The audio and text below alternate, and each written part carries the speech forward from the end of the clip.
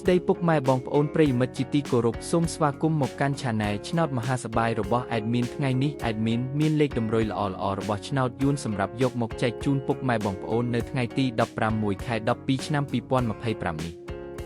ដូចនេះ Admin មិនចង់ចាយពេលវេលារបស់ពុកម៉ែបងប្អូនយូរតោះយើងមកតាមដានលេខតម្រុយឆ្នោតរបស់យើងទាំងអស់គ្នាសម្រាប់លេខតម្រុយ2លេខមានលេខ87លេខ55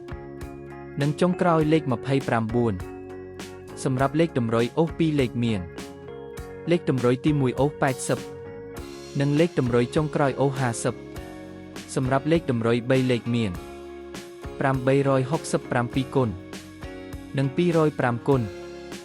សម្រាប់លេខតម្រុយថ្ងៃនេះ Admin សូមជូនពរឲ្យពុកម៉ែបងប្អូននិងប្រិយមិត្តទាំងឡាយជួបតែសំណាងល្អទាំងអស់គ្នាហេងៗមានលាភមានជ័យជាចុងក្រោយសូមកុំភ្លេចជួយចុច Subscribe និង Comment ហើយដាក់សញ្ញារូបកណ្ដឹងដើម្បីជាការផ្ដល់កម្លាំងចិត្តមកកាន់ Admin ជាពិសេសងាយស្រួលតាមដានវីដេអូថ្មីៗនិងលេខតម្រុយល្អៗជាប្រចាំថ្ងៃជាមួយ Admin សូមគោរពលាពុកម៉ែបងប្អូនពី Admin ឆ្នោតមហាសប្បាយសូមសំណាងល្អទាំងអស់គ្នាសូមអរគុណ